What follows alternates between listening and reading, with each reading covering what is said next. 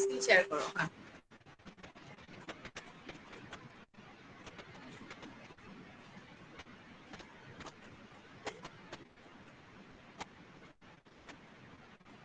তাহলে মেন্ডেলের যে প্রথম সূত্র আছে, আমরা সেই প্রথম সূত্রের থেকে আমরা দুটো এমসিকিউ জানলাম। আমি এখন তোমাদেরকে কিছু এমসিকিউ দেখাবো। আচ্ছা, আমি ওখানে ক্যামেরাটা ওখানে নিয়ে যাই, তাহলে সুবিধা হবে।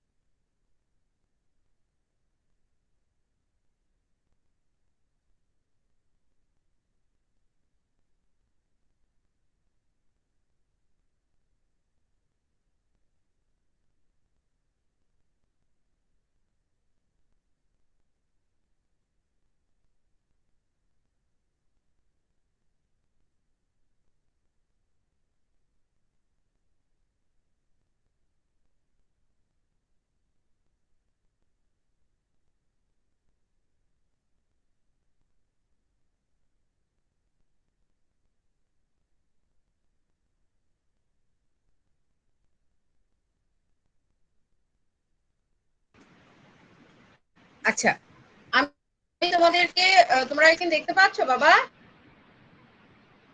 স্ক্রিন দেখা যাচ্ছে? স্ক্রিনটা ক্লিয়ারলি দেখতে পাচ্ছ? আমরা স্ক্রিন দেখতে পাচ্ছি? অভি, অভি স্ক্রিন দেখতে পাচ্ছ? অভি, ম্যাম স্ক্রিন কেউ দেখা যাচ্ছে। রেসপন্স?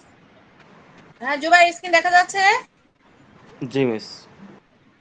আচ্ছা, আমরা যে 11 অধ্যায়ে আমরা যে পড়ছিলাম, সেই 11 অধ্যায়ে আমি কিছু এমসিকিউ তোমাদেরকে আজকে স্ক্রিন শেয়ার করে পড়াচ্ছি। তোমরা সবাই দেখো যে 11 অধ্যায়ে আমাদের কি জিন তত্ত্ব। 11 অধ্যায়ে আমাদের কি জিন তত্ত্ব। দেখতে পাচ্ছ তো যে জিন তত্ত্ব ও বিবর্তন। এখন দেখো 11 অধ্যায়ের প্রথম প্রশ্ন আছে, ক্রোমোজোমের সব অবস্থার উপস্থিতি প্রমাণ করেন কে?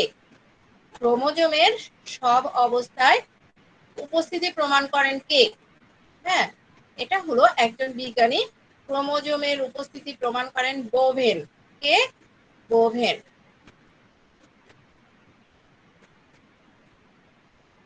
এবার দেখো 2 নম্বরে আছে কি, অসম্পূর্ণ প্রকটতার ক্ষেত্রে প্রোকাটালির বৈশিষ্ট্য প্রকাশে ব্যর্থ হয়। মনোহাইব্রিড ক্রসে ফিনোটাইপিক ও জিনোটাইপিক অনুপাত একই। হ্যাঁ, প্রচ্ছন্ন অ্যালিল প্রোকাটালিলের উপস্থিতি বৈশিষ্ট্য প্রকাশ করতে পারে। এখানে আমাদের অ্যান্সারটা হবে হলো 2 এবং 3। যে আমরা যখন অসম্পূর্ণ প্রকটতা দেখেছি, তখন মনোহাইব্রিড ক্রসের যে ফিনোটাইপিক ও জিনোটাইপিক যে অনুপাত, এটা একই হবে। প্রচ্ছন্ন অ্যালিল প্রকটালিলের উপস্থিতি সত্ত্বেও বৈশিষ্ট্য প্রকাশ করতে পারে। গ নাম্বার।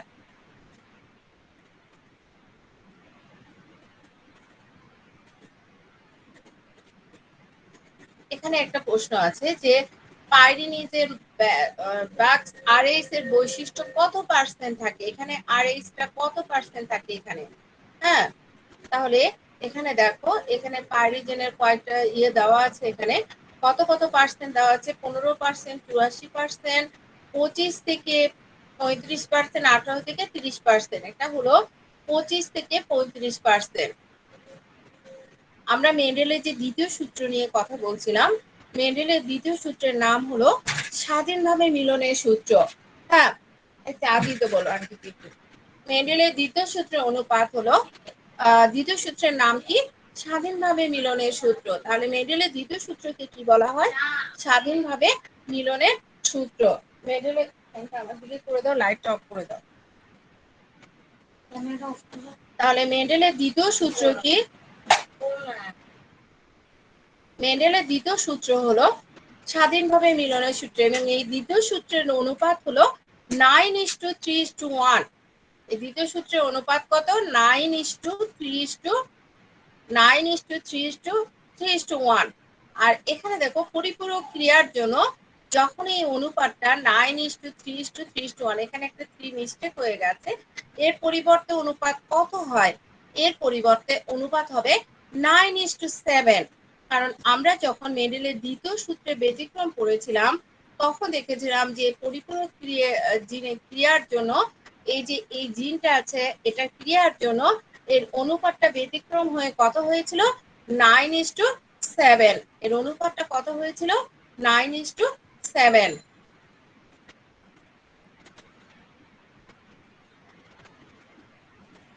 আমরা যে জিন তত্ত্ব পড়ছি, জিন তত্ত্বে আমরা দেখেছিলাম যে জিন তত্ত্বের জনক কে? বংশগতির জনক কে? কেউ বলতে পারবে? এই বংশগতির জনক কে?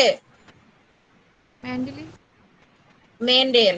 হ্যাঁ, মেন্ডেল বংশগতির জনক। আর মেন্ডেল যে বংশগতির জনক, আমরা এটাও শিখেছিলাম যে মেন্ডেলকে কেন বংশগতির জনক বলা হয়।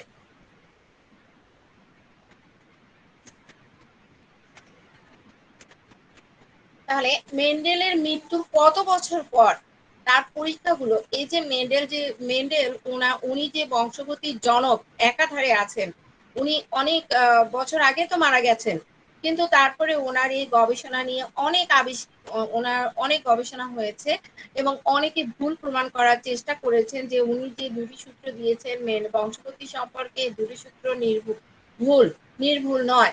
তো যাই হোক, এবং এই পরীক্ষাগুলো করে আবার যারা গবেষণা করেছেন তারা আবার নতুন ভাবে এই পরীক্ষাগুলো পুনঃ আবিষ্কৃত করেছেন, এবং তারা যে পুনঃ আবিষ্কৃত করেছেন, তাহলে মেন্ডেলের মৃত্যুর কত বছর পর পরীক্ষাগুলো পুনঃ আবিষ্কৃত হয়? এখানে হলো 35 বছর পর। 35 বছর পর। স্ক্রিন ক্লিয়ার দেখা যাচ্ছে? স্ক্রিন দেখতে পাচ্ছ তোমরা? জি মিস। এরপর দেখো মেন্ডেলের প্রথম সূত্রকে কি বলে। আমি কিন্তু আজকে এই শীটটা তোমাদের, এই এমসিকিউ গুলো তোমাদের মেসেঞ্জার গ্রুপে দিয়ে দিব। হ্যাঁ, আর তোমাদের আসলে গুগল ক্লাসরুমটা আবার নতুন করে খুলতে হবে, কারণ তোমাদের কর্পোরেট আইডি দিয়ে তোমরা গুগল ক্লাসরুমে জয়েন করতে পারবে। আর আগে যে গুগল ক্লাসরুম আছে আমি সেখানেও দিয়ে দিব।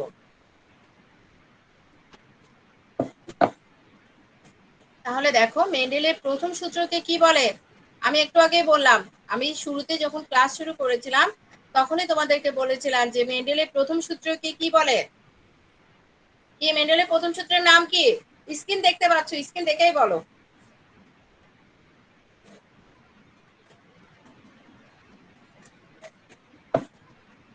মেন্ডেলের প্রথম সূত্রের নাম কি? কি আমরা সবাই ঘুমাচ্ছি নাকি? অভি, অভি, জুবায়ের। পৃথকীকরণের সূত্র। হ্যাঁ, মেন্ডেলের প্রথম সূত্রকে বলে পৃথকীকরণ সূত্র। মেন্ডেলের প্রথম সূত্রকে কি বলে? পৃথকীকরণ সূত্র। দেখো এখানে দেওয়া হয়েছে যে মেন্ডেলের প্রথম সূত্রকে বলে হলো পৃথকীকরণ সূত্র।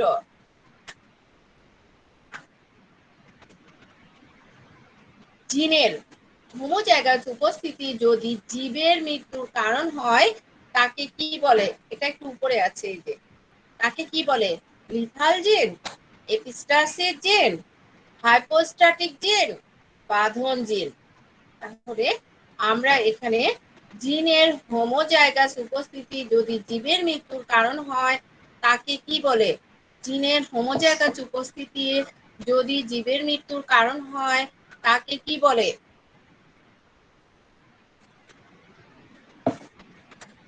তাহলে জিনের হোমোজাইগাস উপস্থিতি যদি জীবের মৃত্যুর কারণ হয় তাকে কি বলে? লিথাল জিন বলে। এটা খুব পরীক্ষায় আসে যে লিথাল জিন কি। এটা হলো, আমরা সংজ্ঞাটা লিখে দিব, যেসব জিনের উপস্থিতির কারণে জীবের মৃত্যু হয় তাকে কি বলে? লিথাল জিন বলে।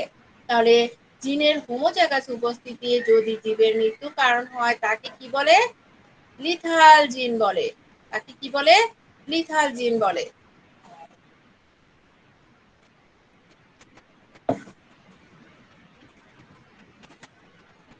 তারপরে দেখো এখানে আবার আছে মেন্ডেলের প্রথম সূত্র কি নামে পরিচিত। এটা হবে প্রথম সূত্রের জায়গা, এটা হলো এখানে দ্বিতীয় সূত্র। এই জায়গাটায় দ্বিতীয় সূত্র মিস্টেক হয়েছে, ফার্দার বুঝতেই না। আচ্ছা, দ্বিতীয় সূত্র হলো স্বাধীনভাবে মিলনের সূত্র। মানুষের নিষ্ক্রিয় অঙ্গ, আমাদের নিষ্ক্রিয় অঙ্গ কোনগুলো তোমরা জানো? তোমরা একটা জানো, আমাদের যে গায়ের লোম, এটা কিন্তু একটা নিষ্ক্রিয় অঙ্গ, এটা জানো? নো মিস, আজকে জানি না। কুঞ্জাস্থি, আক্কেল দাঁত, তারপরে আমাদের ভিতরের অঙ্গ আছে যেমন অ্যাপেন্ডিক্স নালিকা, এটাও কিন্তু একটা নিষ্ক্রিয় অঙ্গ। তাহলে আমাদের নিষ্ক্রিয় অঙ্গ কোনগুলো দেখো, হলো গায়ের লোম, তারপরে হলো কুঞ্জাস্থি, আক্কেল দাঁত, পুচ্ছাস্থি, আমাদের পুচ্ছাস্থি যে আছে পিছনে যে কিছু অস্থি আছে, এই গায়ের লোম, পুচ্ছাস্থি, আক্কেল দাঁত, এগুলো সবগুলো হলো আমাদের নিষ্ক্রিয় অঙ্গ।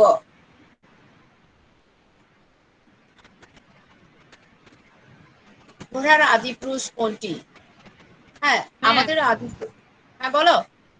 যদি যদি এগুলো ইনঅ্যাক্টিভ হয় তার মানে এগুলো হয় আবার হয় না, এরকম টাইপের কিছু? না, এদেরকে নিষ্ক্রিয় অঙ্গ বলা হচ্ছে যে এরা কোনো কাজ করে না, এরা চুপচাপ থাকে, কিন্তু অঙ্গগুলো তোমার আছে এবং অঙ্গগুলো ও, প্রতিনিয়ত হচ্ছে আর কি। এরা কোনো কাজ করে না আর কি, এরা আমাদের কোনো কাজে, তেমন কোনো কাজে আসে না, ঠিক আছে? খুব একটা কাজে জি আসে না বুঝতে আমাদের। কারণ দেখো আমাদের আক্কেল দাঁত কোনো কাজে আসে? ওটা ওটা হলেও হয়, না হলেও না, সবারই কিন্তু আক্কেল দাঁত নেই।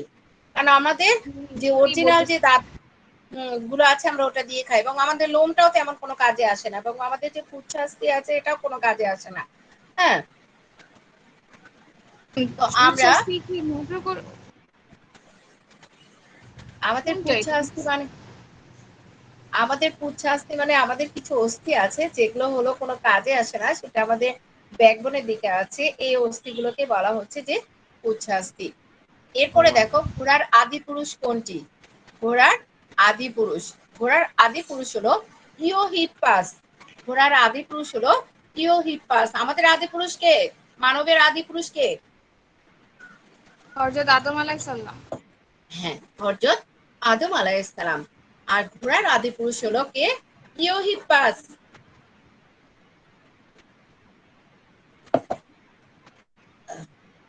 এরপর বিবর্তনের মতবাদ অনুযায়ী প্রমাণগুলো কত শ্রেণীতে বিভক্ত? আমরা যখন বিবর্তন করব তখন আমরা দেখব যে বিবর্তনের মতবাদ অনুযায়ী এই প্রমাণগুলো 8টা শ্রেণীতে বিভক্ত করেছেন। কারণ বিবর্তনের মতবাদ দিয়েছেন ডারউইন, লামার্ক, আমরা পড়ে এসেছিলাম এর আগে, মনে আছে কিনা জানি না। তো এই যে বিবর্তনের যে মতবাদ আছে, এই মতবাদগুলোকে, মতবাদ অনুযায়ী প্রমাণ যে আছে, এই প্রমাণগুলোকে 8টা শ্রেণীতে ভাগ করা যায়। কয়টা শ্রেণী? 8টা শ্রেণী। জিন তত্ত্ব ডারউইনের মতবাদকে নতুন রূপে সংজ্ঞায়িত করে, যা নব্য ডারউইনবাদ নামে পরিচিত। নব্য ডারউইনবাদের মধ্যে উল্লেখযোগ্য কোনগুলো দেখো? নব্য ডারউইনবাদের মধ্যে উল্লেখযোগ্য হলো এই ভাইসম্যান এবং হ্যাক্সলি। এই ভাইসম্যান এবং হ্যাক্সলি ইনারা যে কথাগুলো বলেছেন নব্য ডারউইনবাদের মধ্যে, এটা কি হয়েছে, নতুন রূপে সংজ্ঞায়িত করেছে নব্য ডারউইনবাদকে। হ্যাঁ, কিন্তু কিঙ্গার নামে কেউ করে নাই, ওনার ওই রকম নামই নাই। তো ভাইজমান এবং হ্যাক্সলি।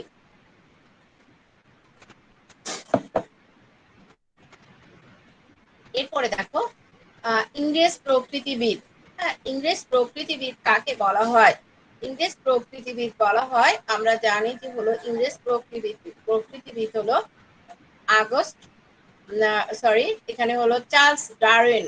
চার্লস ডারউইনকে বলা হয় ইংরেজ প্রকৃতিবিদ। চার্লস ডারউইনকে বলা হচ্ছে ইংরেজ প্রকৃতিবিদ।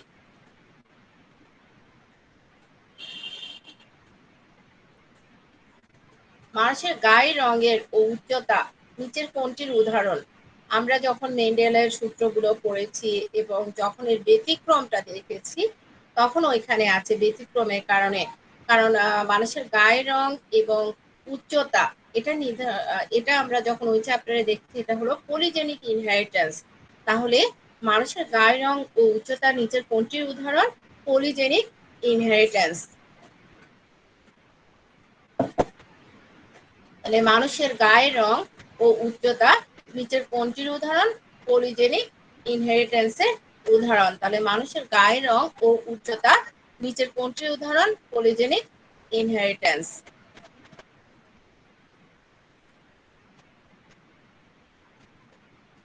এরপর দেখো সমসংস্থ অঙ্গ। সমসংস্থ অঙ্গ কোনগুলো? এটা কিন্তু পরীক্ষা আসে যে সমসংস্থ অঙ্গ কি, সমবৃত্তি অঙ্গ কি।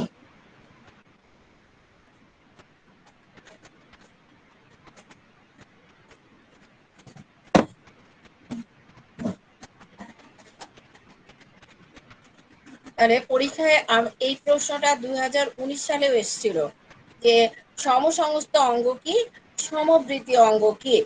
হ্যাঁ, তো আমাদের এটা আসলে এই জন্য জানা দরকার যে সমসংস্থ অঙ্গ এবং সমবৃত্তি অঙ্গ। আমি পড়ানোর সময় বলেছিলাম। তারপরে হলো আমাদের নিষ্ক্রিয় অঙ্গ। এই তিনটা অঙ্গ পরীক্ষায় খুবই আসে।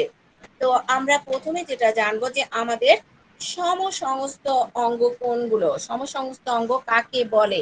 তাহলে সমসংস্থ অঙ্গ কাকে বলে আমরা এটা জানতে কি আমাদের যেটা জানতে হবে যে যেসব অঙ্গের উৎপত্তি, হ্যাঁ, সমসংস্থ অঙ্গ হলো যেসব অঙ্গের উৎপত্তি, উৎপত্তি মানে বোঝো তো যে কোথা থেকে এসছে, উৎপত্তি এবং আভ্যন্তরীণ গঠনের ভিত্তি এক। তাহলে যেসব অঙ্গের উৎপত্তি এবং আভ্যন্তরীণ গঠনের ভিত্তি এক, তাদের সেসব অঙ্গকে কি বলা হয়, সমসংস্থ অঙ্গ বলে। তাহলে যেসব অঙ্গের উৎপত্তি ও আভ্যন্তরীণ গঠনের ভিত্তি, যেসব অঙ্গের উৎপত্তি ও আভ্যন্তরীণ গঠনের ভিত্তি এক, সেসব অঙ্গকে কি বলে, সমসংস্থ অঙ্গ বলে।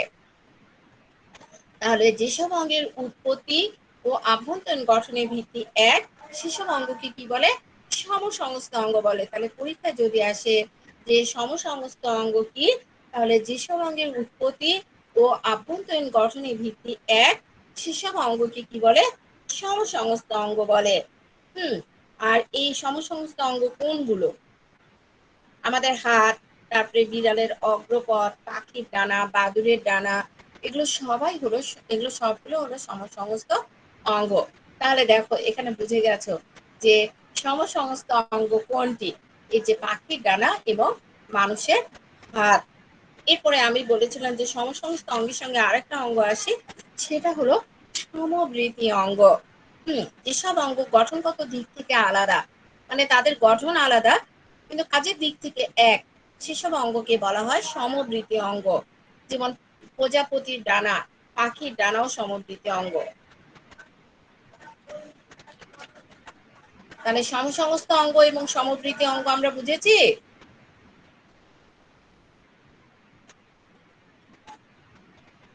এরপরে দেখো আছে কি আমাদের সংযোগকারী জীব কোনটি, সংযোগকারী জীব কোনটি। দেখো জীবেরও আবার সংযোগকারী জীব আছে। হ্যাঁ, সংযোগকারী জীব হলো প্লাটিপাস, প্লাটিপাসকে বলা হয় সংযোগকারী জীব।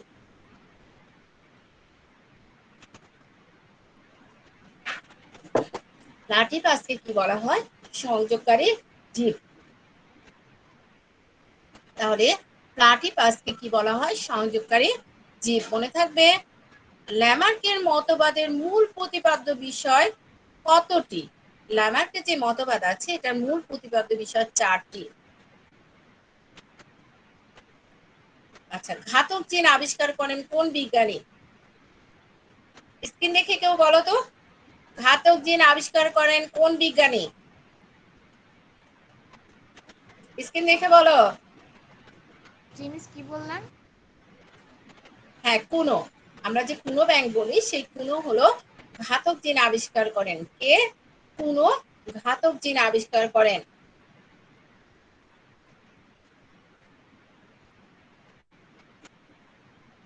ডারউইনের প্রাকৃতিক নির্বাচনবাদের মূল ভিত্তি কি। হ্যাঁ, ডারউইন যে প্রাকৃতিক নির্বাচন মতবাদ দিয়েছেন, এই মতবাদের মূল ভিত্তি কি। ডারউইনের প্রাকৃতিক ও নির্বাচনবাদের মূল ভিত্তি হলো জীবন সংগ্রাম ও যোগ্যতমের জয়। তাহলে আমরা ডারউইনের যে প্রাকৃতিক নির্বাচনবাদের মূল ভিত্তি সেটা কি আমাদের জীবন সংগ্রাম ও যোগ্যতমের জয়। তাহলে ডারউইনের প্রাকৃতিক নির্বাচনবাদের মূল ভিত্তি হলো সংগ্রাম ও যোগ্যতমের জয়।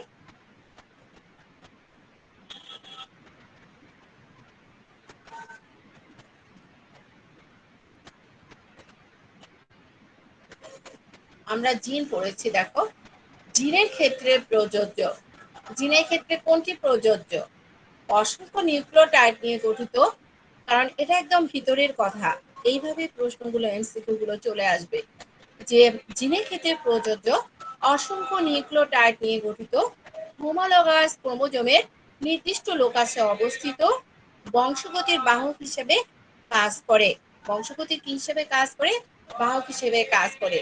তাহলে আমরা জিনের ক্ষেত্রে প্রযোজ্য, এটা কি বলছি, অসংখ্য নিউক্লিওটাইড নিয়ে গঠিত হোমোলগাস ক্রোমোজোমে নির্দিষ্ট লোকাসে অবস্থিত বংশগতি বাহক হিসেবে কাজ করে।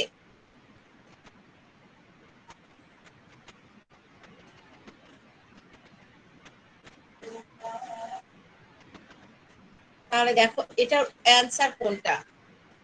এটার অ্যান্সার হলো সবগুলোই। সেই জন্য আমি সবগুলোই পড়লাম। কারণ হলো দেখো এখানে যে সে কি করে, নিউক্লিওটাইড নিয়ে গঠিত হোমোলোগাস ক্রোমোজোমের নির্দিষ্ট লোকাসে অবস্থান করে এবং বংশগতির বাহক হিসেবে কাজ করে।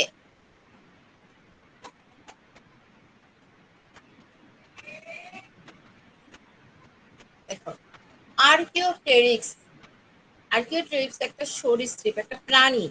হ্যাঁ, এর বৈশিষ্ট্য কি? এর বৈশিষ্ট্য হলো এদের কি আছে, চোয়াল দাঁত যুক্ত, ডানা বিশিষ্ট, এদের শুষ্ক আঁশ যুক্ত দেহ। মানে কিছুটা আমাদের টিকটিকি ডানা নেই, আমাদের কিছুটা টিকটিকির মতো, কারণ আমরা টিকটিকির কিন্তু হলো এখানে আঁশ যুক্ত দেখতে পাই, কিন্তু ডানা নেই, দাঁত হালকা। তাহলে আমরা আর্কিওটেরিক্স যে সরীসৃপ, এই সরীসৃপের বৈশিষ্ট্য কি? এদের চোয়াল কি দাঁত যুক্ত। কুমির দেখেছো? কুমিরের দাঁত আছে? কেউ কুমির দেখেছো? কেউ দেখনি? তাহলে এদের চোয়াল দাঁত যুক্ত, এরা ডানা বিশিষ্ট, এদের শুষ্ক আঁশযুক্ত দেহ। কাদের? আর্কিওটেরিক্সদের। হ্যাঁ, আর্কিওটেরিক্সদের হলো, এদের হলো চোয়াল দাঁত যুক্ত এবং শুষ্ক আঁশযুক্ত, এদের কি নেই, ডানা নেই। তাহলে আর্কিওটেরিক্সরা কি, আর্কিওটেরিক্সরা এদের চোয়াল দাঁত যুক্ত এবং শুষ্ক আঁশযুক্ত। ইনুস, আদনানকে বলো তো ক্লাসে জয়েন করতে। ইনুস, জি ম্যাম। আদনানকে বলো ক্লাসে জয়েন করতে। আচ্ছা। তাহলে আর্কিওটেরিক্স এর বৈশিষ্ট্য হলো এদের চোয়াল দাঁত যুক্ত, এরা ডানা বিশিষ্ট, এরা শুষ্ক আঁশযুক্ত। না, আর্কিওটেরিক্স এর বৈশিষ্ট্য হলো এদের চোয়াল দাঁত যুক্ত এবং শুষ্ক আঁশযুক্ত দেহ। দেখো স্তন্যপায়ী দেহে কোন হরমোন পাওয়া যায়? স্ক্রিন দেখে কেউ বলো, খালি ম্যামই বলছে, তোমরাই বলো। স্তন্যপায়ী দেহে কোন হরমোন পাওয়া যায়? স্তন্যপায়ী দেহে পাওয়া যায়, তোমার দেহ আছে, কারো দেহে প্রবলেম করে, কারো দেহে প্রবলেম করে না, কারণ আমরা স্তন্যপায়ী, আমাদের দেহ এই হরমোনটা পাওয়া যায়। সেটা হলো থাইরয়েড।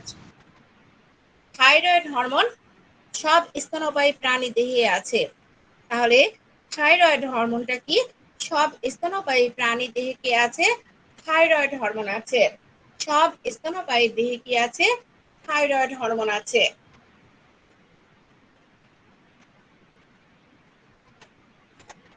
এ বি ব্লাড গ্রুপকে সার্বজনীন গ্রহিতা বলা হয়।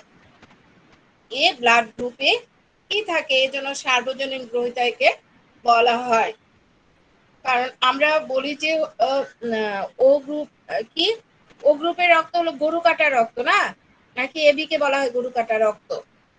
তো আসলে আমরা এবি ব্লাড গ্রুপ যে সার্বজনীন গ্রহিতা বলা হয়, কারণ সে কি করতে পারে, সব গ্রুপ যেমন এ এবং বি, হ্যাঁ, এদের রক্ত নিতে পারে, এবং ও গ্রুপের রক্ত সবাই নিতে পারে, ও সবাইকে দিতে পারে, কিন্তু সবারটা নিতে পারে না, শুধু নিজেরটা নিতে পারে। তো এই যে এবি যে ব্লাড গ্রুপ আছে, একে সার্বজনীন গ্রহিতা বলা হচ্ছে কারণ এখানে এ এবং বি অ্যান্টিজেন থাকে এবং অ্যান্টিবডি কি থাকে, অনুপস্থিত থাকে।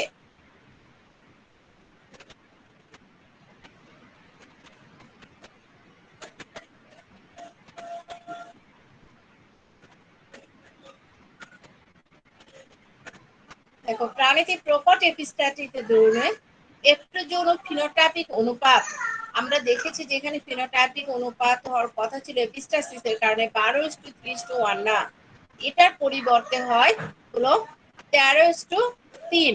কারণ ফিনোটাইপিক অনুপাতই হলো 13:3। ফিনোটাইপিক অনুপাত কত? 13:3।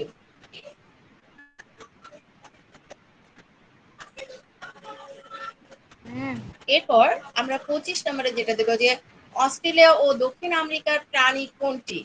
এটা আমাদের জানা কথা। অস্ট্রেলিয়ার প্রাণী এবং দক্ষিণ আমেরিকার প্রাণী কোনটি তোমরাই বলো। হ্যাঁ, অস্ট্রেলিয়াতে কোন প্রাণী দেখা যায় অস্ট্রেলিয়াতে গেলে? এটা একটা সহজ প্রশ্ন, স্ক্রিন দেখেই বলো। অস্ট্রেলিয়া এবং দক্ষিণ আমেরিকার প্রাণী কোনটি? ক্যাঙ্গারু। ক্যাঙ্গারু। এটা বলতে এতক্ষণ লাগলো বাবা? আমি উত্তর খুঁজে পাচ্ছিলাম না। হ্যাঁ, ক্যাঙ্গারু, অস্ট্রেলিয়ার ক্যাঙ্গারু এটা সবাই জানে, কিন্তু দক্ষিণ আমেরিকায় ক্যাঙ্গারু এটা একটু ইয়ে হয়, মানে একটু মিলে না, মনে থাকে না, কারণ এটা আমরা অনেকে জানি না। কিন্তু অস্ট্রেলিয়ার ক্যাঙ্গারু এটা সবাই জানি। তো আমরা অস্ট্রেলিয়া এবং দক্ষিণ আমেরিকা আমরা ক্যাঙ্গারু দেখতে পাই। বলে কোন গ্রুপে কোন অ্যান্টিজেন থাকে না, কোন গ্রুপে কোনো অ্যান্টিজেন থাকে না? ও গ্রুপে, কারণ ও হলো সার্বজনীন দাতা গ্রুপ, সে সবাইকে দিতে পারে ভদ্রলোক, কিন্তু কারোটা নিতে পারে না, শুধু নিজেরটাই নিতে পারে।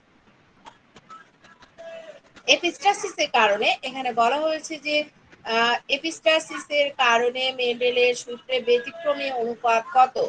আমরা জানি যে এপিস্টাসিসের কারণে মেন্ডেলের অনুপাত হলো 13:3। এপিস্টাসিসের কারণে মেন্ডেলের অনুপাত কত?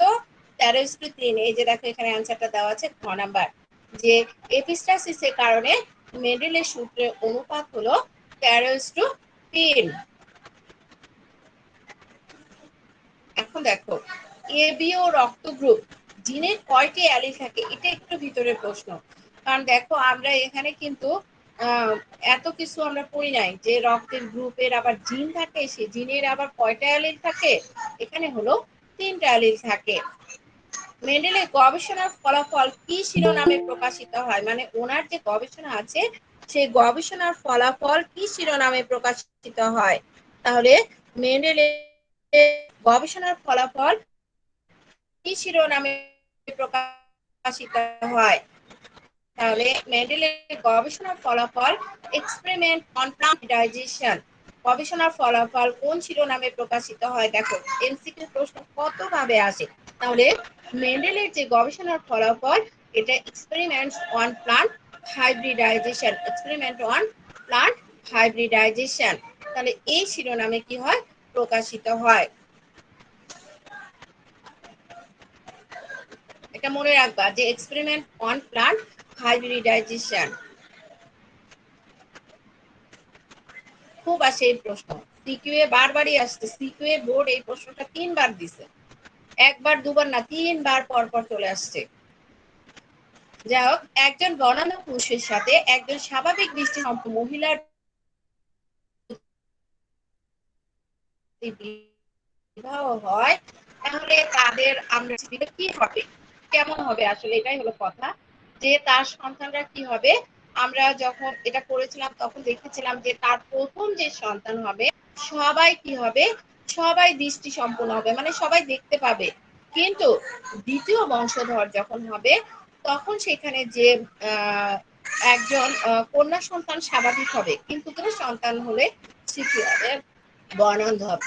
তাহলে দেখো 3 নম্বরে আমরা গতে কি দেখলাম, এখানে দেখো 1 এবং 3, একজন বর্ণাঢ্য পুরুষের সাথে একজন স্বাভাবিক দৃষ্টিসম্পন্ন মহিলার বিবাহ হলে প্রথম বংশধরে সবাই দৃষ্টিসম্পন্ন হবে, দ্বিতীয় বংশধরে একজন কি হবে, বর্ণান্ধ পুত্র হবে।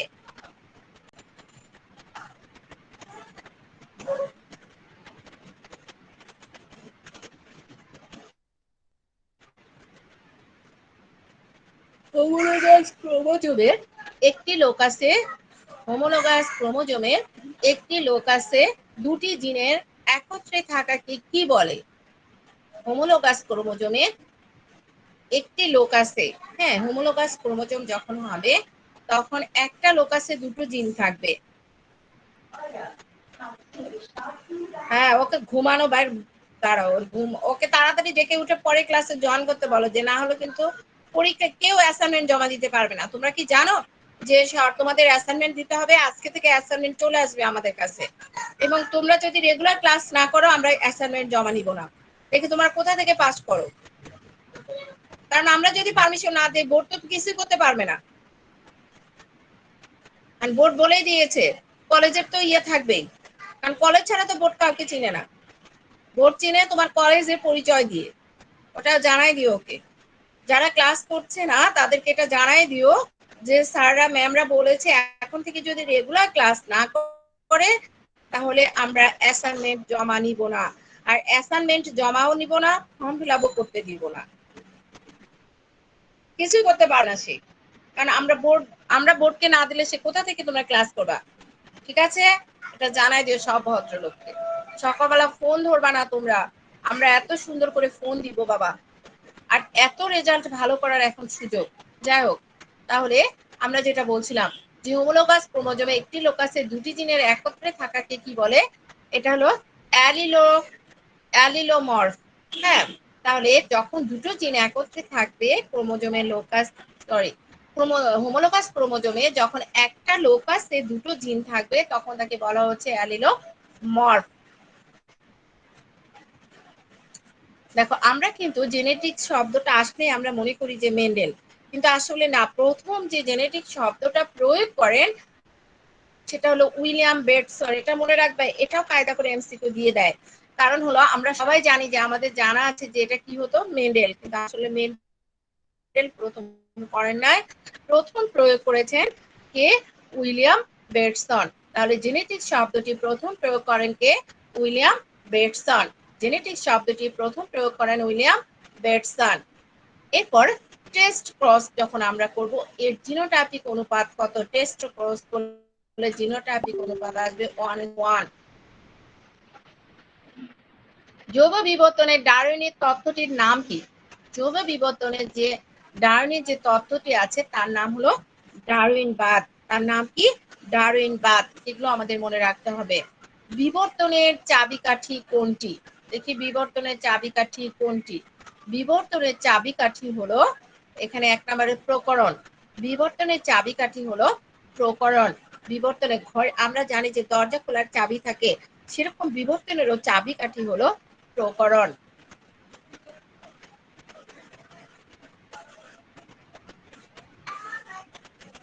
নতুন প্রজাতির উৎপত্তি হয় কোন ঘটনা প্রবাহ থেকে? নতুন প্রজাতির উৎপত্তি হয় কোথায়? নতুন প্রজাতির উৎপত্তি হয় প্রাকৃতিক নির্বাচন থেকে। নতুন প্রজাতির উৎপত্তি হয় কোন ঘটনা প্রবাহ থেকে? প্রাকৃতিক নির্বাচন থেকে। তাহলে নতুন প্রজাতির উৎপত্তি হয় কোন ঘটনা প্রবাহ থেকে? প্রাকৃতিক নির্বাচন থেকে। এই যে তোমাদের সেই ডাইনোসর, হ্যাঁ, ডাইনোসরের বিস্তার ছিল কোন মহাকালে? হ্যাঁ, আমরা আমাদের বায়োলজিতে কতগুলো যুগ আছে, যেমন প্যালিওজোইক, প্লাস্টোসিন, সিনোজোইক, মেসোজোইক, এগুলো সব হলো বায়োলজির যুগ। হ্যাঁ, এখানে বায়োলজির কোন যুগে এটা হয়? ডাইনোসরের বিস্তার ছিল আমাদের যে প্যালিওজিক যে যুগ আছে, সে প্যালিওজিক যুগে। এই যে মাসকুলার ডিস্ট্রফি, এটা একটা রোগ। হ্যাঁ, এটা জেনেটিক্স জনিত রোগ। তো এই মাসকুলার ডিস্ট্রফির যে লক্ষণ, এটা লক্ষণ কি কি? এখানে যে কয়টা লক্ষণ দেওয়া আছে সবগুলো কারণে মাসকুলার ডিস্ট্রফি হয়। সেগুলো কি কি? পেশি দুর্বলতা ও সমন্বয়ের অভাব, স্থূলতা, দ্রুত পেশি ক্ষয়, এগুলো সবগুলোর কারণে কি হয়? মাসকুলার ডিস্ট্রফি হয়। হ্যাঁ, তাহলে এই মাসকুলার ডিস্ট্রফির লক্ষণ কি? পেশি দুর্বলতা ও সমন্বয়ের অভাব, স্থূলতা, তারপরে হলো দ্রুত পেশি ক্ষয়, এগুলো সবগুলো হলো মাসকুলার ডিস্ট্রফির লক্ষণ। তিনটাই। এখানে আছে লিথাল জিনের অনুপাত কত? 2:1। লিথাল জিনের অনুপাত 2:1। তাহলে লিথাল জিনের অনুপাত কত? 2:1।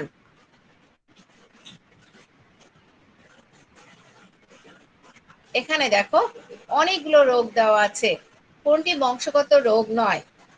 ডায়াবেটিস বংশগত রোগ, হিমোফিলিয়া বংশগত রোগ, বর্ণান্ধতা বংশগত রোগ। তাহলে কোনটি নয়?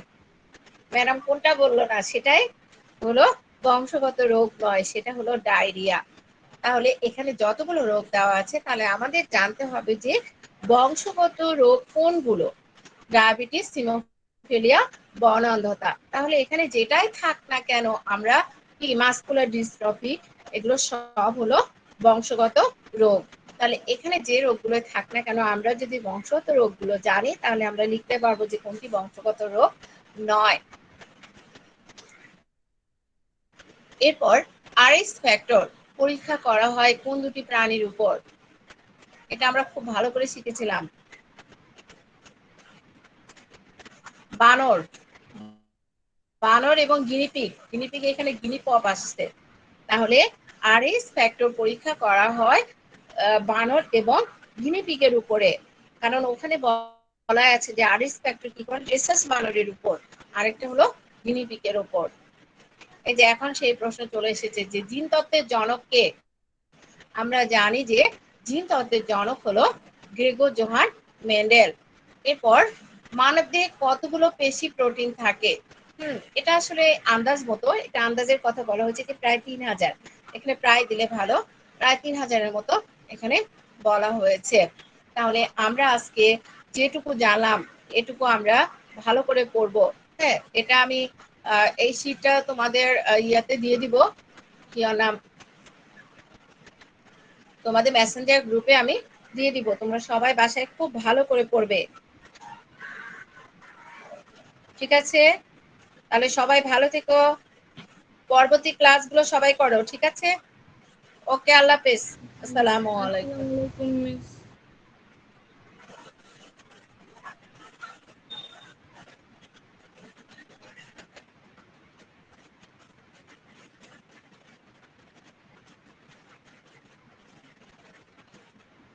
এ নফি,